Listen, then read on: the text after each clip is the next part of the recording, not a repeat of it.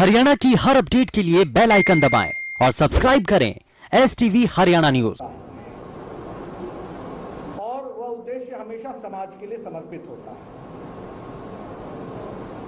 भारत के यशस्वी प्रधानमंत्री जो सिर्फ देश के लिए नहीं, जिन्हें हम सब लोग दुनिया की शख्सियत के रूप में जानते हैं, ऐसे यशस्वी प्रधानमंत्री जी का जन्मदिन मनाया जाए तो कैसे मनाया जाए? बधाई देकर, शुभकामनाएं देकर, या फिर उनके बताए रास्ते पर हम करोड़ों कार्य समाज के साथ जुड़ करके समाज की सेवा में जुटे। और इसी बात को ध्यान में रखते हुए भारतीय जनता पार्टी ने तय किया कि मोदी जी के 70 वर्ष पर, अपने जीवन के 70 वर्ष पूरे करने पर हम सब लोग सेवा कार्य 14 तारीख से लेकर 20 तारीख तक सेवा सप्ताह मनाएंगे। और इस सेवा सप्ताह में जो कुछ भी करेंगे वो 70 अंक से जुड़ा हुआ हो। फिर चाहे वो प्रदर्शनी लगनी है तो 70 जगहों पर, फिर चाहे रक्तदान होना है तो 70 स्थानों में, प्लाज्मा डोनेट होना है तो 70 स्थानों पर। कोशिश यह हो कि रक्तदान हो तो कम से कम 70 हो। अगर वृक्षारोपण होनी है तो जिले में कम से कम 70 स्थान पर, और वृक्ष भी लगने हो तो कम से कम 70 स्थान पर लगे। उसी तरीके से हमारे यहां उनके जीवन को लेकर के, उनके जीवनी पर जो संवाद होगा वो संवाद भी 70 स्थानों पर हो रहा है। और करोड़ों भारतीय जनता पार्टी के कार्यकर्ता, जैसे आप यहां पर सेवा कार्य कर रहे हैं, ऐसे ही करोड़ों करोड़ कार्यकर्ता लाखों स्थानों पर इस काम को कर रहे हैं, सेवा सप्ताह मना रहे हैं। ये हमको जानना है। और मित्रों, ये आवश्यक भी है, क्योंकि मोदी जी का व्यक्तित्व एक राजनीतिक व्यक्तित्व ही अकेला नहीं है, उनका सामाजिक पक्ष बहुत बड़ा है। आप उनकी जीवनी पढ़ेंगे तो आपके ध्यान में आएगा कि कोई बच्चा जब स्कूल में कोई किताब, टॉफी, कपड़े यह लेने के लिए आतुर रहता होगा, तो ऐसे समय में नरेंद्र मोदी थे जिन्होंने अपने साथियों के पास, जिनको फीस देने की पैसा नहीं था, उनको अपने इनाम में से मिला हुआ पारितोषिक, उससे पैसा देकर के उनकी पढ़ाई की व्यवस्था देखी। यह उनका बचपन है। इसलिए बचपन से ही समाज के प्रति, पीड़ित के प्रति, वंचित के प्रति, जो समाज के अंतिम पायदान पर खड़ा है, उसके प्रति नरेंद्र मोदी जी बचपन से ही समर्पित थे। और इसी साधना को लेकर के उन्होंने अपने जीवन को शुरू किया। और जब हम उनके जीवन को देखते हैं तो हम यह कह सकते हैं कि इन्होंने अपने जीवन को इस तरीके से जिया और इस तरीके के कार्यक्रम लिए जिसमें गरीब, शोषित, वंचित, पीड़ित, दलित, यह सब लोगों को ताकत मिल सके और मुख्य धारा में शामिल हो सके, इस तरीके की योजनाओं को बना करके किया। सिर्फ आर्थिक मदद ही नहीं दी, आर्थिक मदद के साथ साथ आर्थिक तरीके से कैसे उसको खड़ा किया जा सकता है, इसकी चिंता नरेंद्र मोदी जी ने की। अब कोई उनके कार्यक्रम को उठा के देखिए, क्या कारण था कि 70 साल तक इस भारत के आजादी के बाद 18,000 गांव बिजली के बगैर थे। 18,000 गांव, उनको मोदी जी का क्यों इंतजार था? और मोदी जी के आने के बाद मोदी जी ने कहा 1000 दिन में ये 18,000 गांवों को बिजली से युक्त कर दिया जाएगा, और करके दिया। ये हमको जानना है। उसी तरीके से अब आप जानते हैं गांव में बिजली का महत्व क्या है। किसी के जीवन में बिना बिजली के क्या है, क्या अंधेरा है, ये इसकी हमको पहचान है। 2.5 करोड़ ऐसे घर थे जिनको बिजली का कनेक्शन नहीं था, 2.5 करोड़। और मैं तो गांव से आता हूं, आपके यहाँ भी ओम प्रकाश जी यही हाल रहा होगा पहले। हमारे यहाँ कोई गांव में बिजली मांगने आता है तो जेई उसको कहता है, तार है तेरे पास? मैं ठीक बोल रहा हूं कि नहीं? खंबा ले जाने के लिए है तेरे पास आदमी? मतलब पहले ही पल्ला झाड़ लेता था कि न तार दूंगा न खंबा पहुंचाऊंगा। एक खंबा पहुंचाने का जिम्मा तेरा और तार लाने का जिम्मा तेरा, तब जाकर के बिजली दूंगा। ये था कि नहीं था? और जब बिजली आ जाती थी तो जेई ऐसे पूछता था, लग गई बिजली? जैसे बड़ा भारी एहसान किया। सौभाग्य योजना के माध्यम से 2.5 करोड़ गांव में 2.5 करोड़ घरों को बिजली दी गई। और मैं लखनऊ के गांव में गया था बिजली के लाभार्थी से मिलने, तो उसने कहा बाबूजी मजा आ गया। मैं कहा क्या मजा आया? बोला कुछ नहीं, बिजली तो आई। जेई ने फॉर्म भराया दोपहर को और शाम को बिजली दे गया। ये परिवर्तन नरेंद्र मोदी का है। मैं जमीन की बात बता रहा हूं आपको, अपने मुंह से नहीं बता रहा हूं, उसके मुख से निकली हुई बात सुना रहा हूं। ये मैं इसलिए बता रहा हूं कि नेतृत्व की ताकत कितनी होती है, और नेतृत्व समाज की सेवा करने के जुट जाते हैं तो कैसे सेवा करते हैं। मोदी जी ने राजनीति की संस्कृति बदल डाली। पहले लोग वोट मांगते थे और उसके बाद अगले इलेक्शन में फिर वोट मांगने पहुंच जाते थे। ये रिपोर्ट कार्ड दिखाने का काम मोदी जी ने देश को सिखा दिया है, देश की जनता को सिखा दिया है कि रिपोर्ट कार्ड नहीं। उसी तरीके से अगर हम बात करें प्रधानमंत्री आवास योजना की, आप बताइए 1.5 करोड़ घरों को इंदिरा आवास योजना भी चलती थी। मैं एमएलए था, एक गांव में एक घर दे दिया ना, हो गया। और किसी एमएलए के घर पास 50 गांव घर आते थे, 60 घर आते थे। उसी 60 घर को बांट करके वो बहुत बड़ा अपने आप को चैंपियन समझता था कि मैंने बड़ी गरीबों की सेवा की। 1.5 करोड़ घर बना दिए मोदी जी ने पिछले 5 साल में, और 2022 तक कोई बगैर पक्की छत के नहीं होगा। इस तरीके की योजना बना करके। अगर हम बात करें हमारे आयुष्मान भारत की, जिससे मुझे भी जुड़ने का मौका मिला। डॉक्टर साहब यहां बैठे हैं, डॉक्टर अनिल जैन जी, रमेश जी बैठे हैं। मालूम है कि गरीबी में ये लोग अपनी चिट्ठियां लेकर के प्रधानमंत्री जी के पास दौड़ते थे और क्या कहते थे कि इसका कैंसर का ऑपरेशन होना है, इसके इतना खर्च होना है, इसका गरीब है, इसका कोई देखने वाला नहीं है, इसके किडनी का ऑपरेशन होना है, इसको देखने वाला कोई नहीं है, और इसलिए इनके लिए इंतजाम किया जाए। प्रधानमंत्री जी बखूबी इस काम को करते थे, लेकिन वो उसी समय से सोच रहे थे कि गरीब आदमी की क्या व्यवस्था की जाए। और गरीब आदमी की उन्होंने व्यवस्था की। और क्या व्यवस्था की कि 10 करोड़ 74 लाख परिवार हैं गरीब। कौन है ये? रेडी वाला, फेड़ी वाला, रिक्शे वाला, ठेले वाला, ऑटो रिक्शा ड्राइवर, घर में काम करने वाली मेड सर्वेंट, घर में काम करने वाला नौकर, जो बिल्कुल गरीब है, जिसके घर में किसी को कैंसर हो जाए तो समझो कि परिवार बिक गया। ऐसे लोगों को 50 करोड़ लोगों को 5 लाख रुपए का सालाना हेल्थ कवर देने का काम। और आपको जानकर के खुशी होगी कि 2 साल में 1.25 करोड़ लोगों ने इसका लाभ उठा लिया है, और भारत सरकार ने 15,000 करोड़ रुपए इस पर खर्च किए हैं। इसको हमको समझना चाहिए। 1.25 करोड़ लोगों ने इसका लाभ उठाया, और इसकी स्कीम मैंने बनाई थी, मुझे खुशी है, मैं आपके साथ उसको शेयर करूंगा। उस समय भी ये कांग्रेस के लोग, तेज चलो तो तेज क्यों चलते हो, आराम से चलो तो धीरे क्यों चलते हो। उस समय भी आयुष्मान भारत पर क्या कहा था इन्होंने? ये इंश्योरेंस वाले खा जाएंगे, ये इंश्योरेंस को पत्ती देने का तरीका है, गरीब को नहीं मिलेगा। लोगों को बरगलाने का काम पकड़ा था। इनको मालूम ही नहीं था कि मोदी जी उनसे ज्यादा समझदार हैं और जानकार। हमारे यहां इंश्योरेंस नहीं था। स्टेट, प्रदेश और केंद्र ये पैसा देंगे, और देंगे भी कैसे?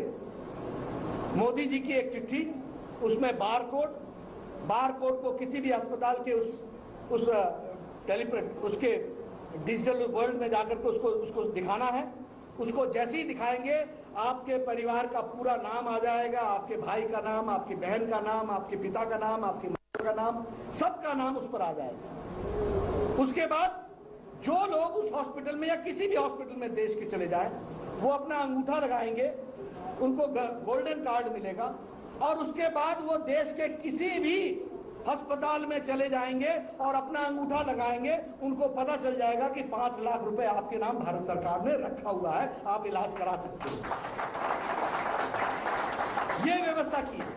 और यही नहीं, सोनीपत का व्यक्ति वेल्लोर में जाकर के ऑपरेशन करा ले, सोनीपत का व्यक्ति टाटा कैंसर मेमोरियल हॉस्पिटल में जाकर के इलाज करा ले, वो जैसे ही वहां से डिस्चार्ज होगा, आयुष्मान का कैंडिडेट होगा, उसके मोबाइल पर आएगा आर यू डिस्चार्ज, क्या आप वहां से आपकी इलाज हो गया? आप कहेंगे हाँ। आप संतुष्ट हैं? आप बोलेगा हाँ।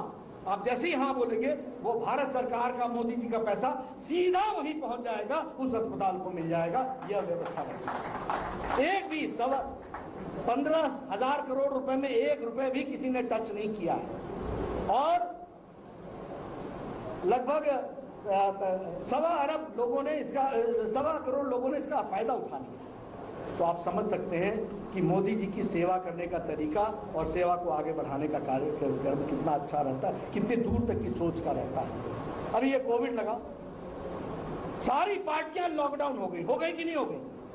कुछ तो अभी तक लॉकडाउन ही है, लेकिन ये भारतीय जनता पार्टी के कार्यकर्ता थे।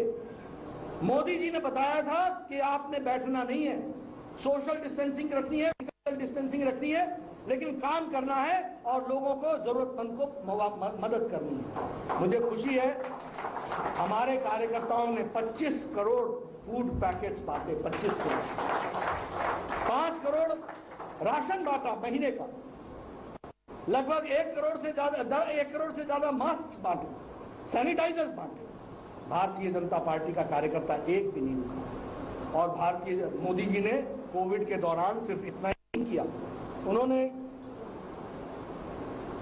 यह भी किया कि अगर हेल्थ इशू को एड्रेस कर रहे हैं तो हेल्थ के साथ साथ इकोनॉमिक इशू को भी एड्रेस किया। मैं आपके सामने बताना चाहूंगा, जब पाश्चात्य देश जो स्वास्थ्य में हमसे बहुत अच्छे थे, उनकी स्वास्थ्य व्यवस्थाएं चरमराने लगी, लड़खड़ा गई, असहाय हो गई, वो फैसला नहीं कर पाए कि लॉकडाउन करें कि इकोनॉमी को संभालें।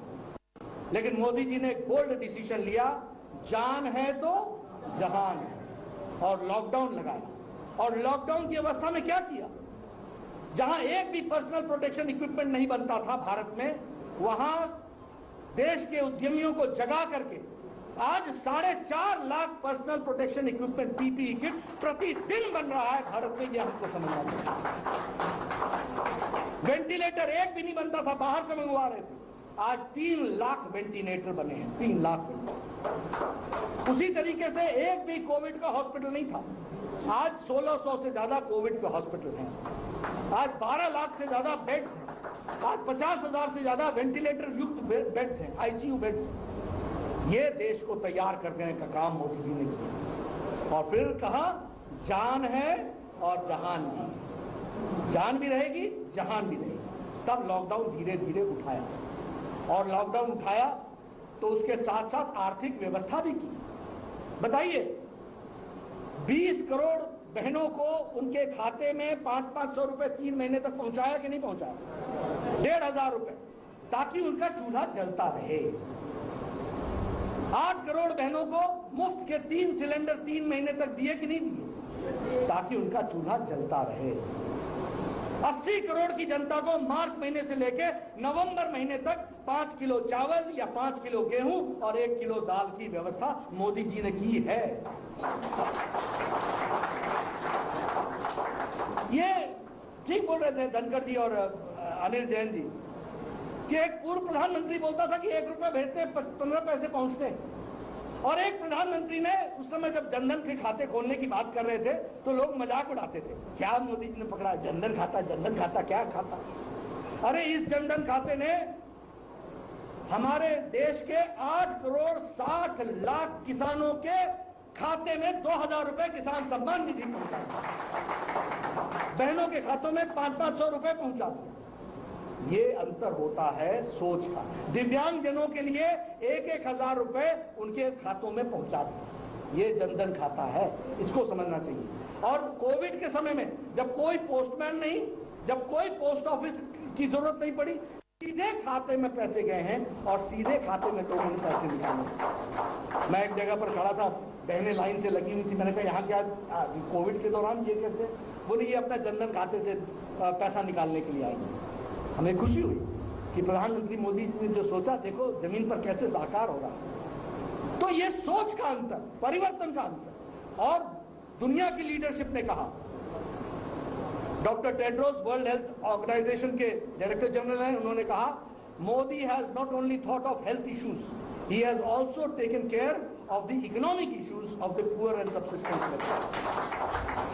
यूएन जनरल असेंबली के सेक्रेटरी जनरल ने कहा कि मोदी जी ने आत्मनिर्भर पैकेज के माध्यम से भारत की जनता को नई दृष्टि दी है। ये यूएनओ में कहा। इसलिए मित्रों, ऐसे महापुरुष जिन्होंने देश की राजनीति की संस्कृति बदली है, नरेंद्र मोदी जी, उनके लिए हम सब लोग सेवा सप्ताह मना रहे हैं। उनकी दीर्घायु और लंबे समय तक वो देश की सेवा करें, ये प्रार्थना कर रहे हैं। और इस प्रार्थना के साथ साथ देश की तस्वीर उनके नेतृत्व में जिस तरीके से बदल रही है, वो और तीव्र गति से हम लोग मिल करके बदलेंगे और उनके नेतृत्व में इसको आगे बढ़ाएंगे। इस बात को हम लेकर के चलेंगे। मित्रों, एक बात दुख के साथ करना चाहता हूं, हमारे ओम प्रकाश धनखड़ जी ने उसकी बात बहुत तफसील से कह दी है। कांग्रेस पार्टी ने आज तक कोई रिफॉर्म्स लाया नहीं, न इनमें इच्छा शक्ति थी, न सोच थी, न ताकत थी, कभी सोच नहीं सकते। रिफॉर्म्स लाने का काम मोदी जी ने किया है। कोई भी रिफॉर्म्स आप उठा करके देखिए। आज किसानों को एक आजादी देने का प्रयास हुआ है। किसान अपने उपज का देश के किस कोने में क्या दाम है, यह बताने का काम सरकार करेगी। और उसको छूट दे दी है कि वह कहीं भी अपना उपज बेच सकता है। इसकी ताकत किसानों को दी है। सही मायने में किसान आजाद अब हो रहा है, इस बात को हमको समझना है। लेकिन हां, इसके साथ साथ एमएसपी, मिनिमम सपोर्ट प्राइस, पहले था, है और रहेगा। हमारे प्रोक्योरमेंट सेंटर्स वैसे ही चलेंगे और वो प्रोक्योरमेंट सेंटर्स में गवर्नमेंट जो एमएसपी तय करेगी। और ये भी आपको पता होगा, स्वामीनाथन की रिपोर्ट तो आई थी, लेकिन इंप्लीमेंट तो किया तो मोदी जी ने किया। ये 1.5 गुना किसने दिया आपको? ये 1.5 गुना दाम मोदी जी ने दिया। इसलिए किसानों की जब हम बात करते हैं, ये प्रधानमंत्री किसान सम्मान निधि किसने दी? आप बताइए। आप लोग, हम सब लोग अब मध्य उम्र पर पहुंच गए हैं।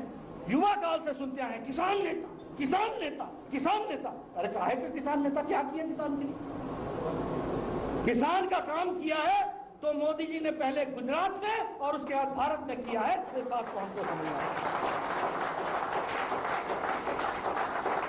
इसलिए अनाज मंडी भी चलेगी। और ये बड़ी सिंपल सी बात है। कहने लगे अनाज मंडी खत्म हो जाएगी, एमएसपी खत्म हो जाएगी। मैं कहा देखो भैया, किसान के पास एक उपज है, वो 10 रुपए की है। अगर उसको बाहर 12 में बिकेगी तो बेचेगा कि नहीं बेचेगा? तो वो अनाज मंडी नहीं जाएगा। अगर वो चीज उसको बाहर 8 में बिक रही होगी तो वो एमएसपी लेने के लिए किसान मंडी में जाएगा। तो ये आजादी, सिंपल सा मैथमेटिक्स है कि किसान विरोधी है। कैसे विरोधी क्या है? किसान को आजादी दी है कि तुमको जहां अच्छा मार्केट मिलता है और हम तुमको 2 चीजें देंगे। देश की मार्केट का दाम बताएंगे और आगे अगले सप्ताह में मार्केट में दाम क्या हो सकता है यह भी तुमको बताएंगे, ताकि तुम कब बेचो इसको तय करो। अरे मोदी जी की कितनी दूर की सोच है, समझो इस बात को। तुमको दाम आज का भी बताएंगे, अगले सप्ताह का भी बताएंगे। तुम तय करना कि तुमने एक हफ्ता रुकना है या तुमने अभी बेच डालना। ये तुम्हारे ऊपर डिपेंड है। तुमने मंडी में जाना है या तुमने खुद किसी खरीदार को देना है, ये तुम तय करो। इसलिए मित्रों, मैं बड़े स्पष्ट शब्दों में कहना चाहता हूं, एपीएमसी है, रहेगी। उसी तरीके से एमएसपी भी रहेगी। लेकिन हां, किसान को ये आजादी होगी कि वो अपना माल, अपना उत्पाद किसी भी देश के किसी भी बाजार में बेच सके और उसका दाम उसको मिल सके, इस बात की व्यवस्था हो। और यही नहीं, उसमें से अगर कोई डिस्प्यूट होता है तो डिस्प्यूट को संभालने की भी जिम्मा वहीं पर के मेंबर करेंगे। किसी किसान को किसी कोर्ट में जाकर के या किसी दूसरे जगह जाकर के लड़ाई नहीं लड़नी पड़ेगी, अपने घर में उसको वहां पर समाधान मिलेगा। इस बात की भी व्यवस्था की गई। इसलिए मित्रों, मैं एक ही बात कहना चाहूंगा, आज हम सबका सौभाग्य है, भारतीय जनता पार्टी में हम सब काम कर रहे हैं। देश का नेतृत्व प्रधानमंत्री मोदी जी के हाथों में है। देश सुरक्षित है, देश आगे मजबूती से बढ़ रहा है, इस कोविड जैसी महामारी से भी लड़ता हुआ आगे बढ़ रहा है। पूरी ताकत से देश आगे बढ़ेगा। हम सब लोगों की जिम्मेवारी है कि मोदी जी के द्वारा चलाए गए कार्यक्रमों को जमीनी स्तर पर पूरी मजबूती दे, ताकत दे और उसके साथ साथ उन कार्यक्रमों को लागू करने में जनता का साथ दें। यही आपसे मैं निवेदन करूंगा। आपने मेरी बात सुनी, आपका बहुत बहुत। बचपन से ही पीएम मोदी गरीबों के लिए समर्पित हैं, इन सभी बातों का जिक्र किया गया बीजेपी के अध्यक्ष जेपी नड्डा के द्वारा। और साथ ही उन्होंने बताया कि कोविड में, कोरोना काल में हमारे लोगों ने 25 करोड़ से ज्यादा फूड पैकेट बांटे और साथ ही साथ लोगों के सामने जो परेशानियां थी उन परेशानियों को दूर करने के लिए बीजेपी के कार्यकर्ता, नेता अलग अलग जगहों पर पहुंचे और वहां पहुंचकर उन्होंने आगे तेजी के साथ राहत का काम किया है। यानी कि सेवा सप्ताह कार्यक्रम के दौरान जेपी नड्डा ने सोनीपत में इन सभी चीजों को लेकर के अपना बयान दिया है और उन्होंने इस दौरान बताया कि लगभग 2.5 करोड़ घरों में बिजली कनेक्शन नहीं था और बिजली कनेक्शन ना होने की वजह से जो परेशानी लोगों के सामने थी, लोगों को जो परेशानी हुआ करती थी, उन सभी चीजों के बारे में उन्होंने बताया।